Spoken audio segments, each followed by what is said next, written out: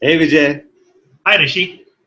thanks for taking out the time on Sunday to do this with me. I'm doing this with a lot of my clients now, and I like to get their experiences, but I also like my audience to get to know my clients also a little bit, to know who they are and what they do. So, um, why don't we start with? We've now known each other for about 3 years now. 2017, we first met through a friend of mine, Rukmini, recommended me because I think she was connected with your wife Nilima, and you were looking for somebody to manage your online presence and stuff like that with the website. Started with the website, so let's just go backtrack, and I'd like my audience to know a little bit about you, how you started doing what you're doing. You can go back as long as you want to share that journey, and then we can talk more about the various technologies that you're using. So just go for it.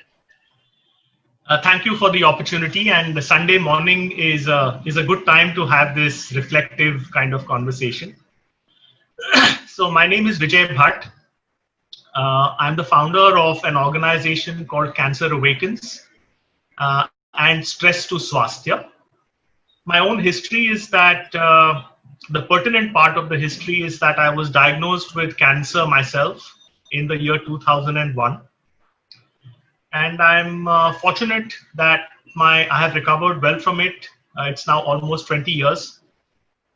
And all the lessons that I have learned along the way, we have captured in our book, which is called My Cancer is Me. We provide a lot of online resources, and Rishi, you have been an integral part of that for the last 3 years at least. And now we also offer cancer coaching services, and the entire business model for that is online. And so that is a pioneering effort. And again, the fact that it is online, I think, means you know how important you and your team are to our success to be able to make that happen. Prior to my cancer, I have had already two careers. My first career was in the advertising industry for about 25 years. And my second career was as a leadership coach and consultant for maybe 12, 13 years. So this is my swan song.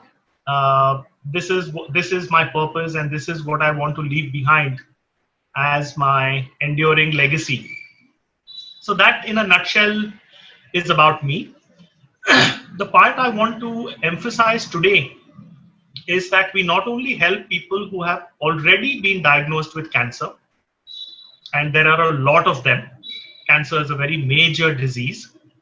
But I'm very keen to also help people who want to prevent cancer or prevent serious illness. And because, why deal with it after it's happened? As they say, prevention is the best form of cure. Now, if you want to prevent cancer, or if you want to heal from cancer, the premise is exactly the same. And the premise is that your immunity needs to be kept at an optimum level. And in order to keep your immunity at an optimum level, you have to manage your stress and your strengths. So you can see the linkage between my cancer journey, the work that we are doing in the rehabilitation space, but also in the prevention space, and the centrality of stress and immunity to our approach. Now, why is this relevant today?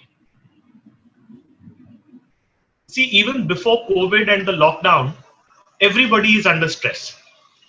Whether it's the CEO of an organization or the prime minister, or whether it is a peon in the organization, or whether it is a housewife, or whether it is a entrepreneur, everybody is under stress. But people don't have a clear idea of what stress is. There is no shared understanding or a shared definition. And people are also not aware that stress is not unidimensional. There are multiple dimensions to stress. So, for example, there is a physical dimension. There is an emotional dimension. There is a mental dimension. There is a relationship dimension. And there is even a spiritual dimension. And so unless you know what stress is, unless you know the sources of stress within yourself, and they will be different for you and different for another person. And until you have the right tools to deal with it, unfortunately, stress is going to remain a silent killer, as it's called. Now, this is pre-COVID, when things were supposedly normal. Now, COVID and the lockdown has in many ways made things worse, because suddenly a much larger fear has crept into our entire society and into our entire planet. And we have gone into isolation and hibernation. And while there are some positive things to it, which is we have all slowed down, we have all learned to become more self-reliant, we have all learned to share housework and office work, there are also many negatives, because human beings are social animals. We are not used to isolation. Work is a very important part of what brings us fulfillment. And for many of us who don't work in an online environment, work has come to a standstill. And we are also seeing that a lot of people have got this illness. And as of yesterday, 500,000 people around the world have died from it. Yeah. This is a huge number. Right. And so businesses have been disrupted, livelihoods have been disrupted. We've all seen the tragedy of the migrants. And so therefore there is a different kind of a stress during the lockdown. And now that the lockdown is going to be eased, there is going to be a new kind of stress, because no one knows what the future holds. Right. The rich person is stressed because the stock market is down by 30%. Right. The poor person is stressed because his savings have run out. He doesn't have income. He doesn't know how to feed the family. So at every level, we are going to see a lot of stress. And in fact, there is some research these days to show that 7 out of 10 people feel that their stress is so high that they could be at risk of burnout. So here we have a situation where we don't understand it, we don't have a way to diagnose it, and it's going to get worse. So what can we do? What can we offer in this kind of a situation? So you had basically decided to approach this with a workshop, a one-to-one counseling, coaching. So tell us more about your various services that you are focused on, and then we can later on get into the technology. But just talk a little bit about how your program can help people who are right now undergoing stress.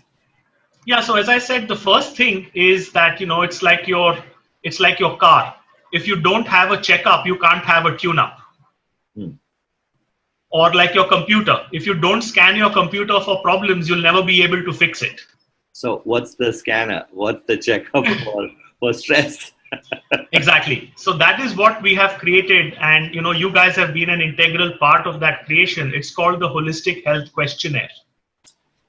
And that Holistic Health Questionnaire is a free online diagnostic tool that anybody can use, anybody can take. It takes only 30 minutes to complete. And you will get a snapshot of your stress profile. You will understand which of these aspects, physical, emotional, mental, relational, and spiritual, which of them might be the most stressful, which of them might be marginally stressful, and which of them might actually be your strengths. And once you have this checkup, then you can do the tune-up. So if you're somebody with an illness, you know which aspects to focus on. If you're somebody who doesn't have an illness but wants to stay healthy, then you know what aspects to build on, what aspects to let go, etc. So I would say that the core thing that we offer to a general audience is this Holistic Health Questionnaire. Then if you are in a company and your company, if you're a leader and you want to manage your employees' stress, or you want to help them to manage your employees' stress, then we offer programs for that. We offer workshops, we offer webinars, we offer one-on-one coaching. Or if you're an individual who is facing a serious illness like cancer, and you need help specifically on your healing journey, then we can offer you our Thriver program. I think Similarly, sorry, I just wanted to check at this point. It might be good to just talk about if the person is an individual or a corporate. Where exactly can they go online to find this HHQ program? And maybe just right now, go ahead and try it out. Where would they have to go to do the diagnostics? You said it's something online. Let's talk about that a little bit. yeah, so our website is called www.cancerawakens.com. And on that website, if you go to the website, you can simply go to take the test and take the test there. Or if you want to take the test directly without going to our website, you can just key in hhq.cancerawakens.com, and This that will will go, take you. and this will go for the corporates as well as the individuals. Or is this? Yeah, to begin with, we ask people to take the test on the Cancer Awakens site.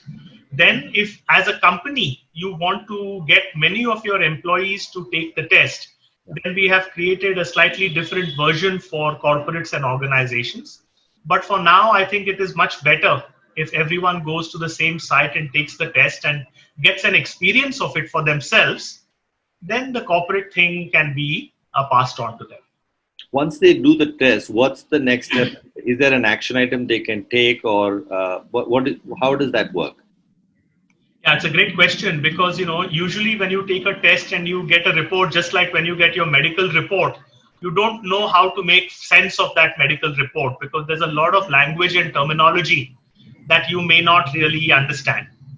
So actually what we offer is we offer a free 30-minute consultation with one of our trained Sherpas online, where the Sherpa will help you to debrief and decode your personal report. What's a Sherpa, just for the audience to? So a Sherpa is somebody who works in our team. A Sherpa is somebody who has been through cancer themselves or has faced cancer in the family. And they have been through a very intensive training program with me. They have benefited from this stuff themselves, and now they're in a position to actually help others benefit as well. So you're really talking to an expert when you do your free consultation or when you do your coaching with a Sherpa. Fabulous. So once they do the free consultation, if supposing somebody really needs to take it to the next step, what are the various services that your organization offers the individual or the corporate to deal with the stressful situation that they know now is extremely harmful and dangerous for them? So let's take it one by one. Let's look at the individual who has cancer or a family member who wants to help someone who has cancer in the family. Then the program we offer them is called the Thriver program, which is, we believe that it's not enough to be a survivor after cancer, that it's important to be a thriver. And that Thriver program is a 16-week program where you can get one-on-one coaching by one of the Sherpas who I described earlier. So that is for individuals. The second program we offer is for people who want to become Sherpas, that they have faced cancer or they have experienced cancer upfront, close up, and they want to help, they want to give back. And so we provide them the training and the certification to be able to become Sherpas. That's our second program. And the third program is our Stress to Swasthya program, which is the program for corporates, where we say to corporates that, look, stress is not just about people's illness and health, but stress also has a direct negative impact on their productivity and on their creativity. And so therefore, it is a win-win solution if you bring in a systematic and a structured approach to stress and burnout into your organization, because not only do your employees benefit because they get the tools, but you as an organization benefit because you can keep their productivity and their motivation and their engagement at a very high level. So in essence, these are the three key services that we offer. Two are in the space of cancer and one is in the space of general preventive health. Excellent. That's fabulous. So tell us more about some of the clients, both as individuals and corporates. I know we don't want to take any names of companies or individuals because this is very sensitive, confidential data. But if you could give us some, stories about how this program has helped an organization or an individual, so that people watching it can probably at least know what they can expect, at least maybe from the past experiences. So let me give you one case study for each, just to illustrate the difference. So one of our clients is a multinational company. It's a global company. And they have signed up for the Stress to Swasthya program. And they have, in fact, taken this program to 15 or 16 countries across Asia Pacific already. And about 600 of their staff has been through the HHQ, the online diagnostic. They have been through workshops. They are taking a lot of initiatives as part of their overall HR policy in the area of stress and well-being. We have been their partners in helping them design and deliver the program. So what I have done for them, which is quite interesting, is that since obviously I can't go around to 15 countries and deliver these workshops, it's going to be time consuming, it's going to be really expensive for them. I have actually trained 30 of their leaders to become workshop facilitators. So what this means is that we can actually ramp up and scale up and get this program to a lot more people a lot faster. And so I would say this is a very successful case study on the Stress to Swasthya side. On the Thriver program side, what's been interesting is that we have been offering this program for some years now. And for me, the most gratifying thing is that quite a few of our Sherpas are also our Thrivers. Okay. Which means that they benefited from the program, they felt a sense of progress and healing in their own journey. And their motivation and their compassion meant they said, look, we want to now pass this on. We want to become advocates and ambassadors and coaches to be able to take this forward. So for me, creating this kind of a ripple effect, whether it is through train the trainers on the Stress to Swasthya side, or whether it is through our Sherpas on the Thriver program side, this is very satisfying for me because then it's not limited to my bandwidth. It's going to be like, we throw a stone in the pond and the ripples will spread really fast. And because now COVID has forced us to look at even the Stress to Swasthya program as an online program, it basically means that, we are going to use the online medium and the digital medium as our primary means of delivery for all our programs. And we are well placed because we already started thinking about it 3 years ago. It's not that we have to now undergo some kind of digital transformation and stuff that many companies are talking about. We've always been in that space. So in a way, I think that we will be better off compared to many others. So tell us, this is interesting because I think people would like to know, especially if they're in the coaching field, you have already gone ahead and started this. So you might have a face-to-face workshop program and a one-to-one face-to-face counseling, but now you've been you're able to continue with the coaching for individuals. And how are you doing this with individuals? How are you doing this with corporates? Tell us more about your program. How do you do this currently? Because it's not face-to-face now. Can you share more about what technologies you're using and how does it work? Well, it is face-to-face. Like you and I are right now face-to-face.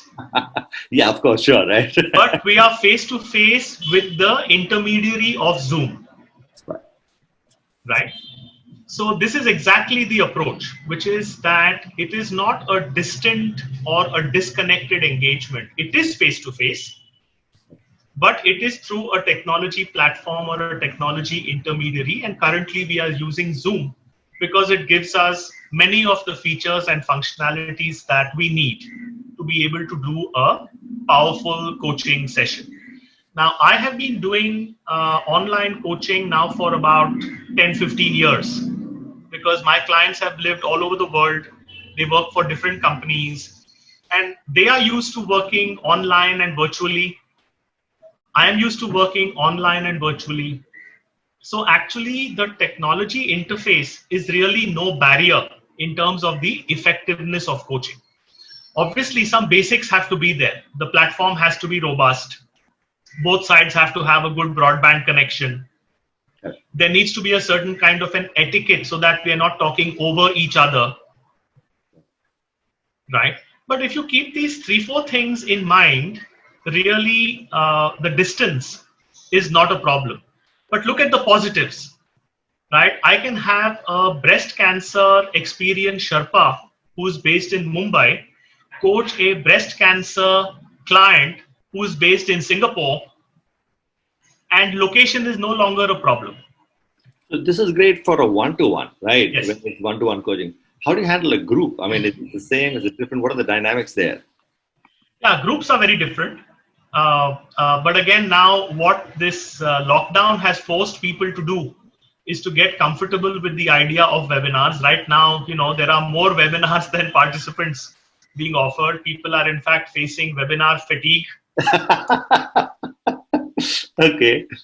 But what people have realized is that yes, a webinar may never be able to fully replicate the experience of a small group of people in a nice location, in an offsite, where we have the chance to have these informal conversations over coffee and lunch and at the end of the day and so on.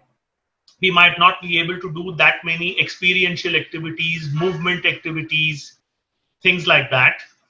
But it is also forcing facilitators and coaches to learn how to innovate within the constraints of the webinar format.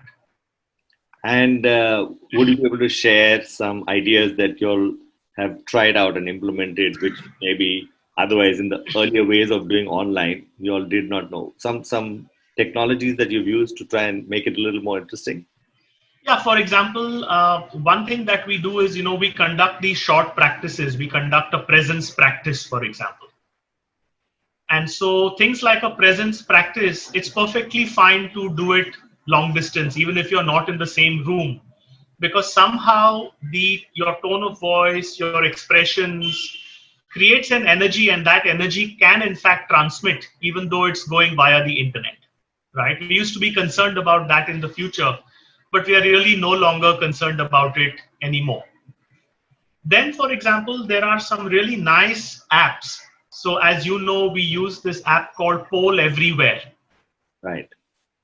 And we have been using this functionality called creating a word cloud, where 50 or 100 people who are on the webinar can simultaneously create a word cloud and actually see what each one is saying, right? So I think what's going to happen is that even the app developers are now going to understand that, look, this is the new reality. And how can we help people make these webinars or these large group meetings? Zoom, for example, offers a fantastic functionality called breakout rooms. Right. Yeah, that's where you can quickly put people in different rooms and then they come back and all. That's amazing. So it's the same thing like we would do in a workshop. So what you're finding, at least what I'm finding, is that yes, it's not the same, but it's not 100 or 0. I think the webinar format and the online meeting format does give us a lot of wonderful options. There are many options. Zoom is not the only one. There is Microsoft Teams, there is WebEx, and so on. All of them have their pros and cons. But I would say to people, don't let technology come in the way. Use what you can and innovate where you can't. That's really nice. Can you talk about some of the things that you're using, like technology, like you used technology to develop HHQ? So most people will now get the opportunity to experience that. Yeah. What are the other technology? A website you had prior to coming to us in 2017, we've just helped you to maintain that and keep it going with various changes that you wanted to do. You've always had the ability to broadcast through email and send out consistently information on your newsletters to your audiences. What are the new technology that you used and you get to share anything that has helped you, and in what way it has helped you? Yeah, so, we used to be quite active on social media even in the past, but our focus tended to be Facebook. And that's because our business focus was around cancer and Cancer Awakens. And Facebook was a good platform to reach people with common interests and so on and so on and so on. But I would say for the last maybe 6-8 months, since we have really started putting some effort behind the Stress to Swasthya program, which is targeted more towards the corporate audiences, then Facebook is probably not the right medium to reach out to them, and LinkedIn is probably a much better medium to reach out and connect with them. In fact, many of my friends have both a LinkedIn profile and a Facebook profile, and they have made it very clear that for this kind of thing, please write to me on LinkedIn rather than on Facebook. So I think what we have learned over the last 6 to 8 months is how to use LinkedIn as a means of communication with our corporate audiences. And this is where you guys have helped us in terms of learning how to do that, how to target people, how to select people. It's very important to remember that even from my previous advertising days, that to have a small number of qualified audience is better than having a large number of a very unqualified and a very mixed audience. So what was some of the targeted audience that you got on LinkedIn? And can you share a little bit more about how that has worked out? You're finding exactly the kind of people that you're looking with, the sales navigator and stuff. Can you just elaborate a little bit more on that? Sure. So given the fact that, we want to reach CEOs, CXOs, CHROs, because they are taking a enterprise level view of their organizations, right? It's one thing to reach out to people who are at the middle level, who are at the junior level, who may be the ultimate beneficiaries, but the decision makers in those organizations are always the senior people. And therefore, if we have to help those senior people understand the importance and the relevance of, say, the Stress to Swasthya program or the risk of burnout on productivity, then we must be able to reach them with a kind of a targeted focus. And you have showed us that LinkedIn gives us the opportunity to be able to do that. And so what has happened in terms of the benefits for us is that, fortunately, I as an individual and our organization has good credibility. We've been at this for a while. We've been working with blue chip clients. If people do a reference check, they will generally hear good things. So when I reach out to people and say, I'd like to connect with you, and most people will look at my profile, they will say, okay, this is a person who's probably worth connecting with. So therefore, we have been able to build our network on LinkedIn, and we have been able to reach the right kind of people. And we are now in the process of actually engaging them to say, look, how can we help you and your organization in this domain of stress, well-being, burnout, etc. And what we are seeing is that there is a lot of interest in the space. Obviously, in today's world, people are very handicapped because the lockdown has squeezed out everybody's discretionary budgets. People are dealing with business disruptions. People are trying to find a way to survive. And at that moment, it's not easy for anyone to say, okay, I will invest in a program that will go to 500 of my people and so on.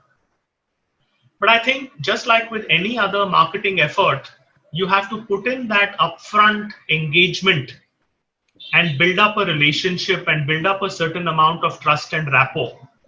And I have no doubt that we will be able to actually support organizations. Also, I realize that when people understand that our motive is not purely commercial, we are coming at it from the perspective of purpose. And that purpose is, in our books, more important than profit. And once people understand this, then I find that their response to me is slightly different. If I present it purely as a commercial proposition. So for example, in our cancer program, we say to people that we will give you the program on a pay forward basis, Okay. which means that you don't pay for the program upfront. Somebody else has already paid for you. It's like a Vipassana kind of. Exactly. Yeah. Exactly. So once people understand that, they say, oh, this is this person's motive. Similarly, on the stress to swasthya side, what we offer is a free webinar for the leadership team of any organization saying, look, I'm willing to commit my time and effort to basically help your leadership team come to grips with this. Thereafter, if you choose to use our services as we go forward, then obviously we will charge you for it. But remember that what we make goes in offering other clients such free programs. Right. In fact, this is a great idea. In fact, in a slightly different way, this also works for me because I do have a option where people can actually learn to make a website for free. Me and my partner Harshit have developed a platform. Of course, some people will say like a nice program and everything. It's a nice place, but here's the money, get it done for us. We're not going to sit and learn how to make a website. But I think one of the nice things about offering the opportunity for them to look at the stuff that we've done, it helps to build the trust, right? It knows that they're not asking for money up front. I think it's a fabulous way to connect and work with people, and it creates an opportunity to bond and engage with them. So that's great that even you found a way to apply this strategy. Just one question I want to ask you is in LinkedIn, when you mentioned earlier, did you have like would it make sense to search for certain types of people? Like maybe CEO is a designation, but would other parameters help to determine a potential client? And how do you do that? What are the things that you've been able to figure out on LinkedIn? Actually, so far, it's still early days for us, as you know, Rishi. We haven't really gotten that deeply into engaging and screening in clients and screening out prospects and so on. It is something that we will have to do as we go forward. But what I'm noticing, just my early impressions, is that there is quite a lot of curiosity. And obviously, the curiosity is something that we need to engage with. And so I find that people who are part of my old network, people who I knew before in my advertising days or in my consulting days or in my coaching days, there I don't have to work that hard to build up that rapport and trust. They already know me. They know my caliber. They know that I will deliver high quality stuff no matter what. And in some ways, they are the people who are going to give me the first breaks. And they will also be my endorsers, and they will also be people who will then get the word out. Because so far in all my life as a coach and consultant, everything has been through word of mouth and referrals. That is the best way to grow in this kind of business, right? I suspect that the same thing will happen. I suspect that we will have to invest a lot of time and effort upfront in delivering these free webinars or free mini workshops and things like that. Because let's face it, we are trying to at first create awareness. Now, if I'm trying to create awareness, I don't think it is right for us to simply start charging from that space onwards.